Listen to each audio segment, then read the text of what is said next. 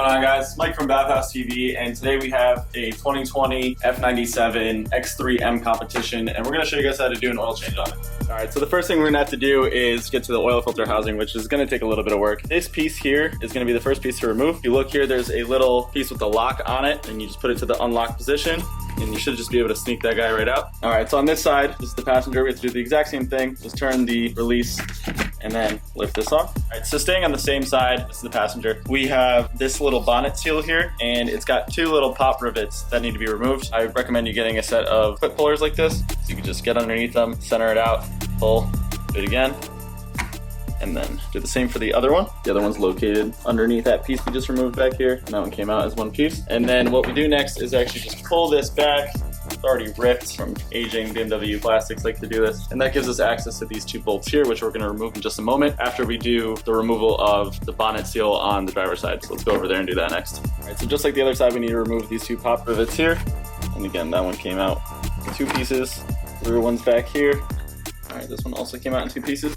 And then you can just set that aside and then roll this over when we go to remove two bolts. So it's really tight, and I can see why the other one was broken because that's not much access, and this is really stiff over here. So this is like rubber up here. Back here it gets like stiff plastic. So that one being broken prior I think can be avoided if we remove this entire piece here, but it still doesn't actually tell us to. So let's just try to sneak past and see what happens. All right, so we're gonna do this by hand. 13 millimeters to remove this. Just gonna break them free by hand, and we'll take them out the rest of the way with a little 1/4 inch impact. I'm gonna go do the same thing on the other side. Alright, let's take it out with the impact next. Let's go do the same thing on the other side and then remove the brace. Alright, this is going to be that tough one. Same one's going to be tight. Now we should be able to just lift the brace out of the car. Let's start with that side so we can actually pull it that way because it doesn't want to really sneak past it over there. Alright, so now let's get this out. Alright, now that we have the engine at this point, we're going to remove all of the air pipes. There's one on the driver's side, and then there's 3 on the passenger. And the way that it's described is that this one's going to go towards the front, that one just comes off, and that one gets pulled towards the rear. We'll see what that means when we get there. Alright, so starting on the passenger side, we're just going to use a flathead screwdriver and loosen this up. The clamp's pretty shallow, so I think these are also going to be like a 6 or 7 millimeter socket you can also use, which we might decide to use instead for reassembly. The last one's here. Okay.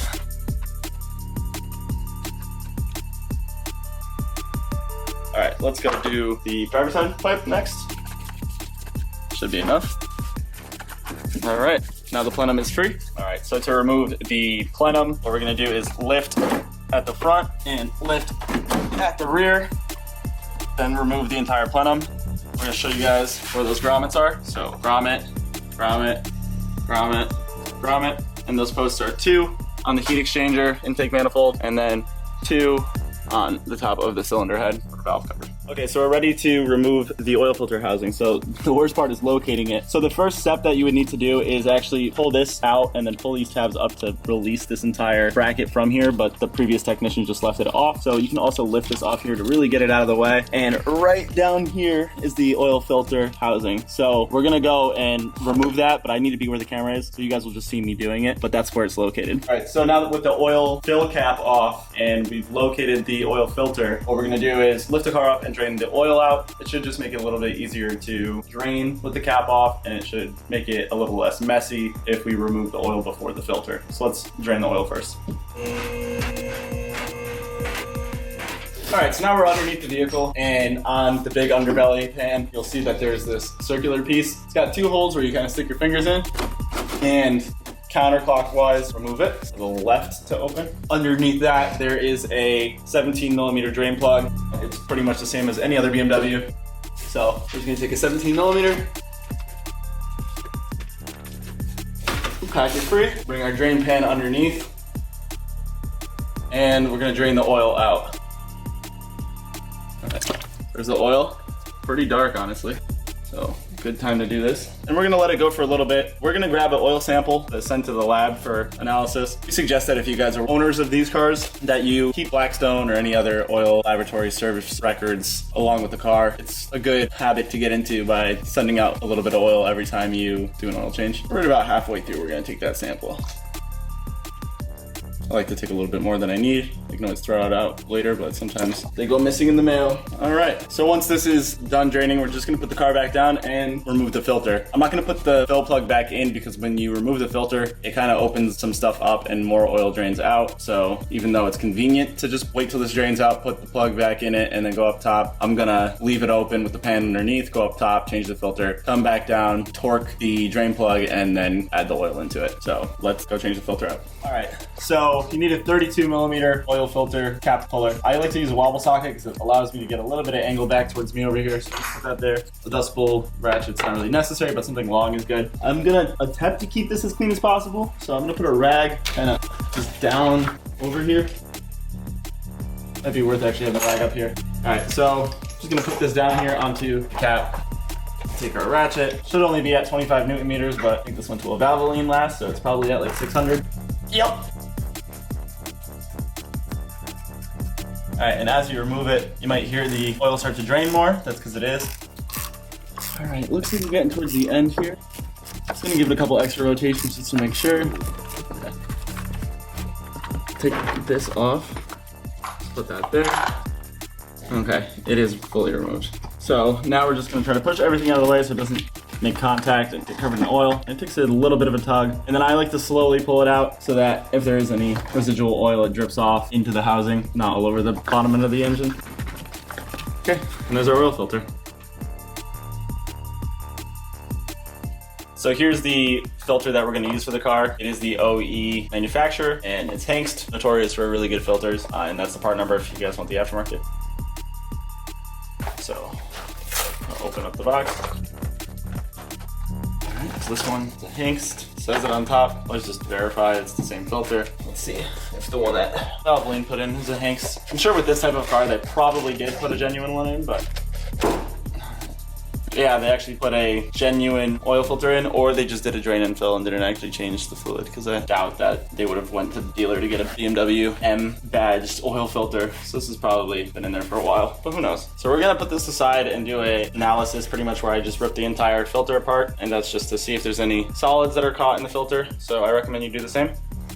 All right, so that's what that looks like from stock. And we're gonna do this a little bit better off screen, but this is pretty much what you wanna do. Just start peering through some of these and just look for solids. Looking pretty good right now, but again, I'm gonna go with a razor blade, cut this end off, and really inspect it after this video is finished. All right, so we're going to remove the gasket and the pressure washer out of the bag. One thing I want you guys to be mindful of is there is already an O-ring at the bottom of the filter. So when you go to lubricate this one, don't forget to do that one. It becomes a pain to put this thing in.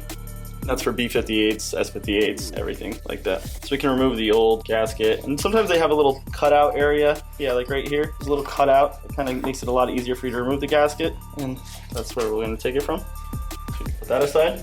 You can clean this out if you want to. It really doesn't do anything. In this case, I'm not gonna introduce like brake clean into the S58. So we're just gonna roll this guy on. When I say roll it, try not to physically roll it. Like don't roll the gasket, make sure it's nice and straight so that it feels good. And then we're going to take this side of the filter and go and push it in until you hear it click like that. And at this point, all we have to do is lubricate the seals and we can put it right back in.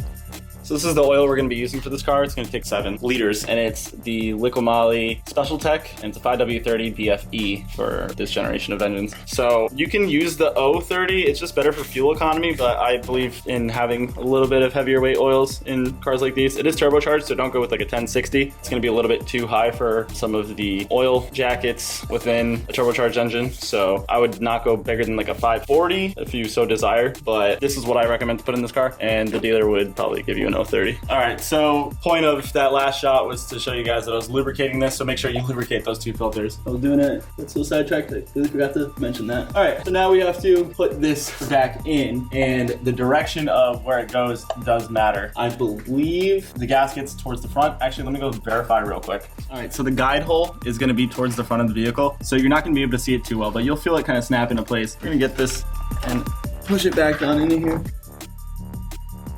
Navigate the oil filter housing back into place. All right, I managed to find it pretty much right away. If you feel any resistance, you probably got it in the wrong spot, but the oil filter housing is twisting, obviously. So by putting it in like this, it's gonna eventually kind of find its place to settle. Just don't force it. I like to do these all by hand if possible, because it's just security that you did it right.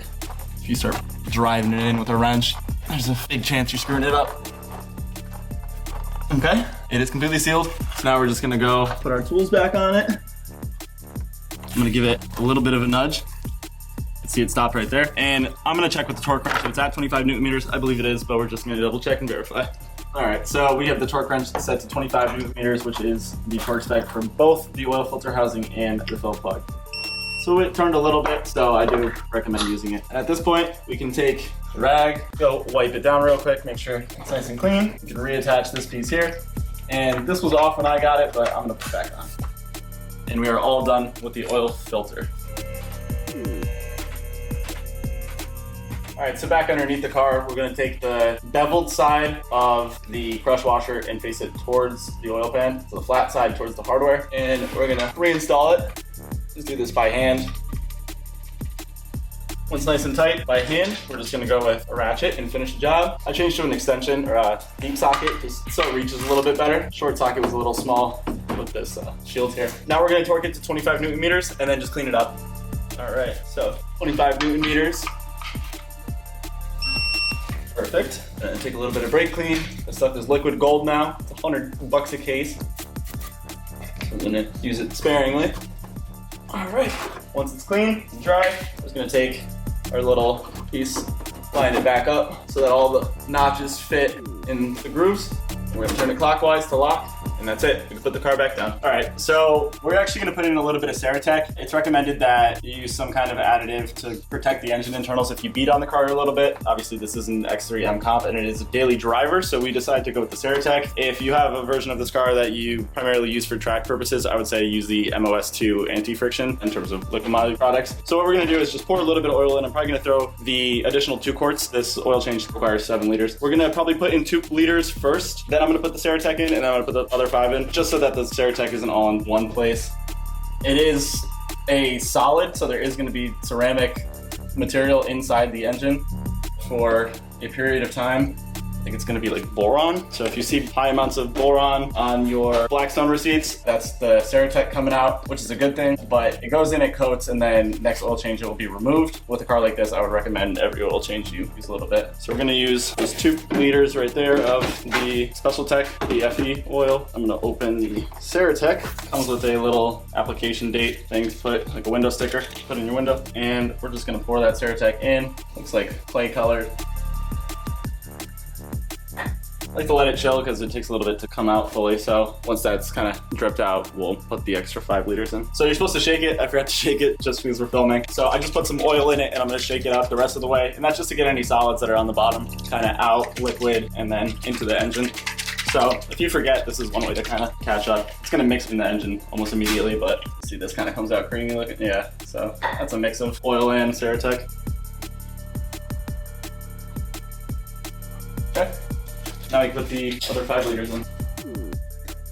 This is a Mac funnel kit that has like tons of different adapters, and I've been using it probably for 10 years now, and regardless of the car I'm working on, I always find something. So if you're wondering how I made this type of funnel work, there was an adapter that came in the kit.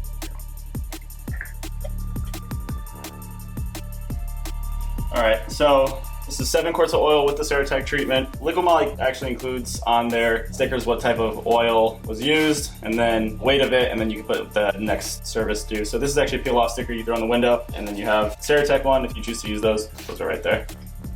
All right, so now we can remove this, put our cap back on, and now we can put the entire intake plenum back into place. So we're gonna take our plenum, and again, we have these mounting tabs we're just gonna put back in those spots we showed you earlier. Also, putting it over this without breaking it, so don't just go throwing it on. So roughly put it in place over the filler neck. We're gonna pull some of the ductwork back. And now kind of eyeball it, see if you're generally where those parts go. Can't screw it up too much because that filler neck is there. You want to start pushing down, both those 2 seat. I know this one's going to seat because I saw it, which means at this point, the rear one has no option but to seat. So just like that, we're all set. We can start pushing our pieces back on. push them back on as far as they go. There's some tabs here that kind of have to lock back into place. It's self-explanatory. Just line them up. Make sure not to kink the rubber hoses underneath. This one's trying to do. And if it is being a bit of a pain, we can loosen it, or one thing I like to do is spray carburetor cleaner, but I don't know if I'll have enough excess lubricant. Yeah, we gotta loosen that up a little bit more. Should be better. And take a little screwdriver and kind of walk this around. Does not seem like it wants to go on straight. Yeah, so the angles are a little off. I'm gonna lift the plan back up. Okay. And as I lower it back down, we're gonna see how the angle's a lot better here. So we're gonna pop this one on. So I recommend putting the first one on first so you have the correct angle. The other two just kind of slide on at any point. This one was definitely being more difficult. All right, there we go. Now it's all the way up and seated. So once you get that done, push this back down, get the other two seated the rest of the way, and we can start tightening things back up. Okay, just wrist tight, nothing too crazy. Okay, same thing on the other side. Push it all the way up. There's a little alignment tab. Make sure that kind of reaches where it needs to be. Tighten it back up.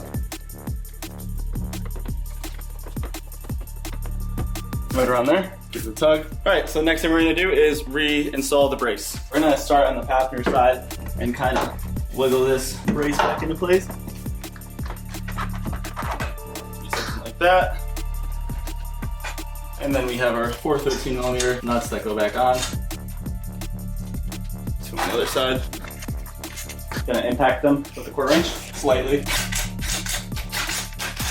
All right, so the 13mm bolts for the brace are gonna go to 30 Newton meters. 31.9 on that one, so they kind of have a little bit of stretch to them. Looks like it's right where I want to stop. It kind of keeps going a little bit to be tight. So I would say, yeah, that was just on that side. This side feels nice and tight. So maybe somebody hit with like a 1/2 inch impact at one point, stretch the bolts a little bit. Yeah, this side's nice and tight. I don't know what was going on over there. All right, anyways, 30 Newton meters for those 4. And what we're gonna do next is reinstall our 4 pop clips for this piece of trim here and there, like that. And then we can put the 2 corner pieces back in. This one's already lined up pretty nice, so pop that in. That back in. All right, same thing on the driver.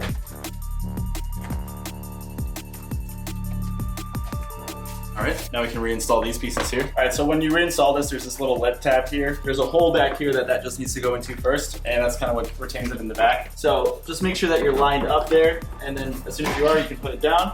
Make sure you're in the unlock position first, and then lock.